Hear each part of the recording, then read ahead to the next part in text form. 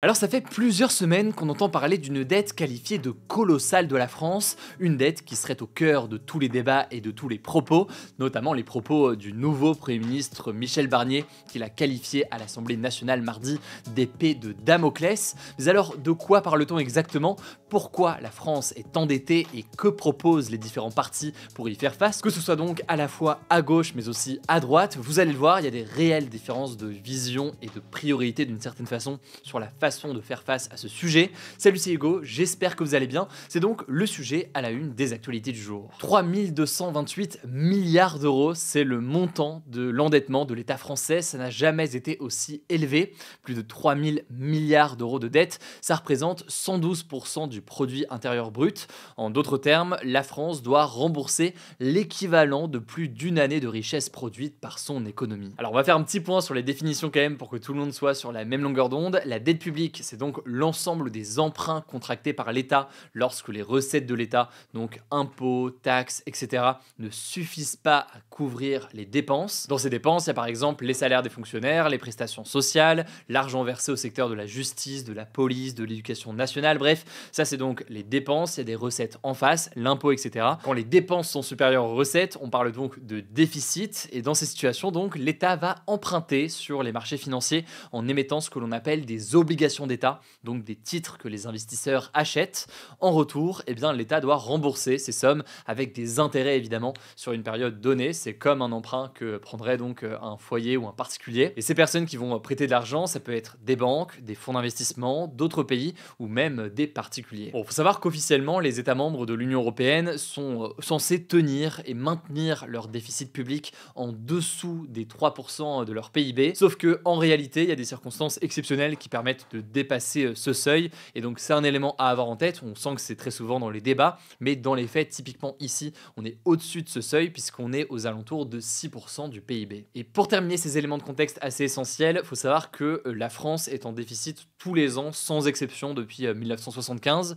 En gros, la France dépense donc plus d'argent qu'elle ne gagne depuis 1975. Et au passage, si vous vous posez la question, quasiment tous les pays du monde entier ont une dette. C'est quelque chose, entre guillemets, qui est normal et qui est extrêmement fréquent. Simplement, donc, la question et les différences entre les États, c'est la question de la taille et de la proportion de cette dette par rapport donc à leur PIB. Et d'ailleurs, c'est important de le préciser, le président de la Cour des comptes, Pierre Moscovici, déclarait en mars dernier que la France n'est pas en faillite. Selon lui, en tout cas, il n'y a pas de problème de soutenabilité de la dette. Autrement dit, même si ça se tend et que effectivement c'est une dette extrêmement importante et qui grandit au fil des années, globalement, eh bien, il considère que les acteurs financiers font encore confiance à la France pour rembourser sa dette, et donc on n'est pas dans une situation de faillite. Alors très rapidement, comment ça se fait que cette dette est quand même aussi importante? Eh bien, pour expliquer cette hausse de la dette ces dernières années, il y a énormément de raisons que l'on pourrait voir. On va voir d'ailleurs dans un instant ce que dit aussi l'opposition et notamment la gauche. Mais alors, que dit le gouvernement, ou en tout cas le gouvernement précédent, avant qu'il ne soit remplacé par celui de Michel Barnier?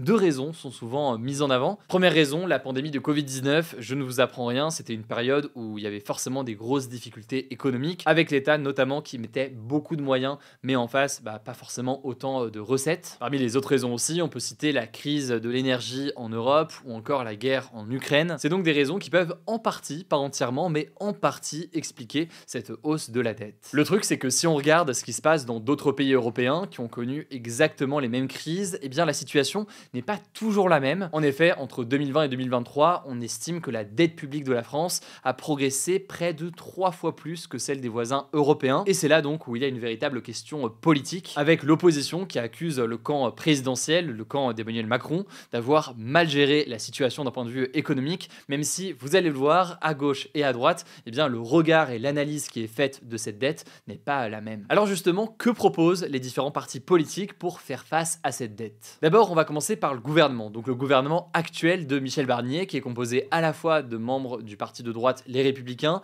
à la fois de membres du camp présidentiel d'Emmanuel Macron, ainsi que certaines autres personnalités, mais globalement, c'est surtout Les Républicains et le camp présidentiel. Michel Barnier a donc fait son discours ce mardi, son discours de politique générale qui vise à présenter son programme. Vous l'avez peut-être suivi avec moi en direct sur YouTube. Et pour réduire la dette, il propose lui une réduction de la dépense publique, un volet qui représentera les 2/3 de l'effort selon lui, avec notamment un enjeu de simplification qu'il a mis en avant. Mais il propose également, a priori donc le dernier tiers, des mesures fiscales temporaires ciblées sur les grandes entreprises qui réalisent des profits importants et sur les Français les plus fortunés. Pour dire les choses simplement, visiblement, il propose d'avoir plus d'impôts pour les plus riches et en l'occurrence concernant ce volet-là, la hausse des impôts, elle concernera 0,3% des ménages les plus fortunés en France, selon le nouveau ministre du Budget, Laurent Saint-Martin. Donc c'est environ 65 000 foyers en France. Donc on verra concrètement à quoi ça ressemble pour eux et on verra aussi à quoi ça ressemble pour les entreprises. Bon, et parmi les éléments qui ont été annoncés hier, qui ne sont pas nouveaux en soi, mais il y a un élément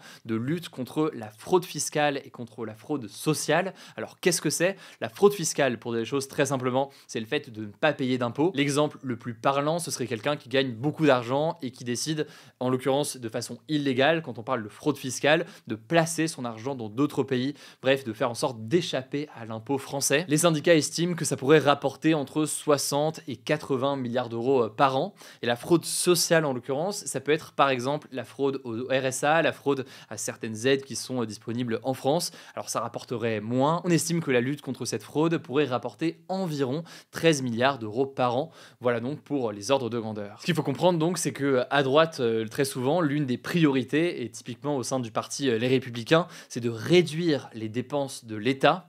En gros, ils estiment que l'État doit devenir plus efficace en réduisant des dépenses qu'ils considèrent comme étant superflues selon eux. Ça peut être dans la fonction publique, en supprimant certains postes de fonctionnaires. Ça peut être au niveau des aides sociales. C'est donc un axe très fort de leur côté, sachant que ces opposants répondent que les conséquences sociales peuvent être extrêmement nombreuses et créer une forme de spirale avec des conséquences sociales extrêmement importantes. Le risque principal mis en avant, qui est assez évident, c'est le risque de dégradation des services publics ou encore des conséquences donc pour la population directement derrière. En Grèce par exemple, il y a quelques années, une réduction extrêmement importante des dépenses publiques, on parlait à l'époque d'austérité donc en Grèce, avait entraîné des conséquences sociales massives avec une hausse des taux de suicide, des taux de chômage, plongé plus globalement de nombreux Grecs dans une situation d'extrême pauvreté. C'est donc ce que les opposants à cette logique de réduction massive des dépenses publiques répondent. Enfin, autre proposition de la droite que l'on peut noter souvent, l'idée de réduire certaines taxes, notamment celles qui pèsent sur certaines entreprises, pour stimuler l'investissement et la création d'emplois. En gros, l'idée de la part des partis qui prônent tout cela, c'est de se dire que en relançant l'économie via une baisse des recettes, pour stimuler l'investissement et ensuite la création d'emplois qui vont donc avoir un impact sur les recettes de l'État, puisque plus d'emplois, c'est plus de recettes via les impôts. Et là-dessus, alors pareil, sans rentrer dans le détail de chaque mesure et de ce qui fait débat, la question est de savoir ici dans quelle mesure ces réductions ont réellement un impact et si ces aides ou ces réductions s'accompagnent de vraies incitations ou de contraintes à créer par exemple des emplois. Alors pareil ici, on n'aura pas le temps de voir chaque point ou chaque mesure ici, mais par exemple, on peut noter, et on en est parlé il me semble à l'époque sur la chaîne, que le CICE qui avait été mis en place par François Hollande, donc un crédit impôt pour les entreprises, avait fait vivement débat en raison justement de l'absence de caractère contraignant, notamment pour les grandes entreprises. C'est donc un débat qui revient souvent. Alors maintenant, que propose la gauche de son côté? Première mesure que l'on peut noter, l'idée d'augmenter la fiscalité pour les plus riches ou alors pour les grandes entreprises qui réalisent le plus de profits. Concrètement, parmi les mesures les plus proposées, l'idée d'une taxe sur le patrimoine des 1% les plus riches, l'idée d'une taxe sur les dividendes distribués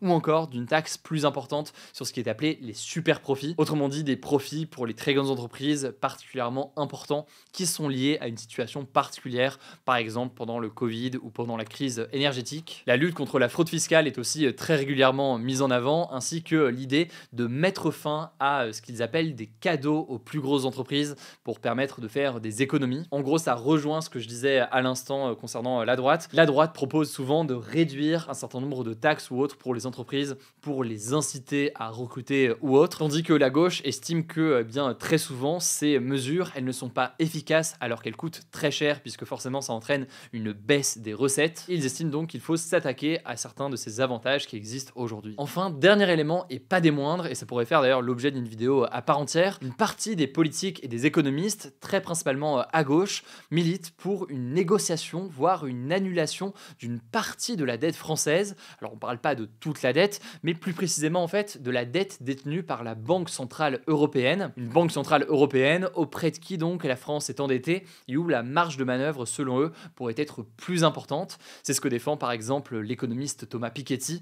Mais là aussi, je rentre pas dans les détails, mais c'est des choses qui font débat, donc je mets des liens directement en description. Bref, c'est un sujet où littéralement on pourrait écrire des centaines de pages et en parler pendant des heures pour comprendre donc ces grandes différences de vision entre la gauche et la droite, et puis après même dans le détail, entre les différents partis politiques. J'ai essayé de vous donner ici les très grandes lignes du sujet. Je vous laisse avec Blanche pour les actualités en bref et je reviens juste après. Merci Hugo et bonjour à tous. On commence avec cette actu. Au moins 80 Palestiniens ont été tués dans des opérations israéliennes à Gaza ce mercredi, selon un bilan encore provisoire du ministère de la Santé gazaoui et des médias locaux. L'attaque la plus meurtrière a eu lieu à Khan Younes, où 51 personnes ont été tuées, dont de nombreuses femmes et enfants. La France a condamné fermement ces nouveaux bombardements israéliens dans un communiqué. L'armée israélienne a par ailleurs annoncé ce jeudi matin avoir éliminé 3 hauts dirigeants du Hamas dans une frappe il y a environ 3 mois dans la bande de Gaza. A noter aussi que la branche armée du Hamas a revendiqué ce mercredi soir l'attentat qui a eu lieu ce mardi à Tel Aviv en Israël. 2 hommes avaient ouvert le feu à l'arme automatique et attaqué à l'arme blanche des civils, tuant 7 personnes. Les terroristes avaient été neutralisés par la police à son arrivée sur les lieux, juste avant qu'Israël ne se fasse cibler par près de 200 missiles iraniens. Toujours au sujet du Proche-Orient, un bombardement israélien sur un centre de secours du Hezbollah dans le centre de Beyrouth au Liban a tué 9 personnes et blessé 14 autres ce jeudi avant l'aube. Le bombardement a atteint le centre de protection civile du Hezbollah à Bachoura, un quartier très peuplé situé juste à côté du centre commercial de Beyrouth et non loin du siège du gouvernement selon le Hezbollah. Au moins 1974 personnes ont été tuées, dont 127 enfants, et 9384 ont été blessés depuis le début des bombardements israéliens sur le Liban, selon le ministre de la Santé libanais. En tout cas, l'Union européenne a annoncé ce jeudi avoir libéré une enveloppe de 30 millions d'euros pour assister le Liban. On continuera de vous informer sur la situation. Deuxième actu, le journaliste Victor Castanet, qu'on a interviewé il y a quelques jours au sujet de son livre Les Ogres sur les dérives des crèches privées, je vous mets le lien en description, a dévoilé ce jeudi sur France Info de nouveaux documents qu'il considère comme des preuves. Ces documents, ils concernent en l'occurrence l'ex-ministre des Solidarités et des Familles, Aurore Bergé. Dans son enquête, Victor Castanet dénonce le fait qu'Aurore Bergé, en lien avec le lobby des crèches privées, aurait tenté de cacher les dysfonctionnements du secteur. De son côté, Aurore Bergé a démenti les accusations et a décidé de porter plainte contre lui pour diffamation. Et donc ce jeudi, en réponse, Victor Castanet a dévoilé notamment un mail dans lequel Aurore Bergé parle de la déléguée générale de la Fédération française des entreprises de crèches comme, je cite, d'une copine qui serait très aidante, un mail dont l'ex-ministre a nié l'existence. On suivra ça. Troisième actu, plus de la moitié des violences sexistes et sexuelles en milieu étudiant impliquent une consommation d'alcool, selon une étude menée en partenariat avec le ministère de l'Enseignement supérieur auprès de 67 000 étudiants. Selon les estimations des victimes, les auteurs des violences auraient consommé de l'alcool dans près de 62% des cas de tentatives d'agression sexuelle, dans 56% des cas d'agression sexuelle, dans 42% des cas de tentatives de viol et dans 43% des cas de viol. Dans le détail, près d'un quart des victimes de viol ou de tentatives de viol disent avoir elles aussi consommé 5 verres d'alcool ou plus. Et dernier chiffre, entre 40 et 50% des agressions sexuelles et tentatives d'agression ont lieu dans des contextes festifs comme les bars ou les boîtes de nuit. Je vous mets le lien de l'étude en description si vous voulez en savoir plus. Quatrième actu, on a des nouvelles concernant la mort de l'acteur américain Matthew Perry qui jouait Chandler dans la série Friends. Un médecin a plaidé coupable ce mercredi. En fait, ce médecin de Los Angeles était soupçonné d'être lié au décès par overdose de kétamine de l'acteur et donc il a reconnu avoir contribué à lui fournir cette drogue. En plaidant coupable, il évite un procès mais risque tout de même jusqu'à 10 ans d'emprisonnement selon le parquet fédéral. 4 autres personnes sont toujours suspectées d'être impliquées dans le décès de Matthew Perry, mort en octobre 2023 selon la justice américaine. Cinquième actu, la combinaison qu'a utilisée la maire de Paris Anne Hidalgo pour se baigner dans la Seine cet été va être exposée dans un musée. En juillet dernier, la maire de Paris avait nagé dans la Seine rendue baignable à l'occasion des JO et elle a finalement décidé ce mercredi de faire don de sa combinaison au musée olympique qui se situe à Lausanne en Suisse. Alors si jamais vous êtes fan d'Anne Hidalgo, sa combinaison devrait donc prochainement y être exposée. En tout cas, il devrait être possible de pouvoir se baigner dans la Seine à partir de l'été 2025. La ville de Paris est en train de travailler dessus, on suivra ça. Sixième actu, c'est une bonne nouvelle, des essais d'un vaccin préventif pour lutter contre le VIH, le virus responsable du sida, montrent des résultats encourageants selon l'INSERM, l'Institut national de la santé et de la recherche médicale, et aussi l'Institut de recherche vaccinale. Cet essai, il a été conduit pendant 11 mois sur 72 volontaires en France et en Suisse, et donc il montre que ce vaccin est, je cite, sûr et capable d'induire une réponse immunitaire et cellulaire rapide et durable contre le VIH, selon le communiqué communiqué de l'INSERM. Aucun effet secondaire n'a été observé jusqu'ici sur les patients. Alors attention, il s'agirait ici d'un vaccin préventif qui ne permet donc pas de guérir du sida, mais de se protéger d'une potentielle contamination au VIH. Aucun vaccin n'a encore été mis au point plus de 40 ans après la découverte du VIH. Et on finit rapidement avec cette info, Rosh Hashanah, le nouvel an juif, a commencé ce mercredi soir et s'achèvera vendredi soir pour la communauté juive dans le monde entier. En plus des festivités, il s'agit d'un moment de réflexion et de prière avant une autre fête, Yom Kippour, qui aura lieu le 12 octobre. Bonne année à tous les juifs qui nous regardent. Merci beaucoup Blanche pour ces actualités en bref. Alors j'ai été très long sur la une des actus du jour aujourd'hui.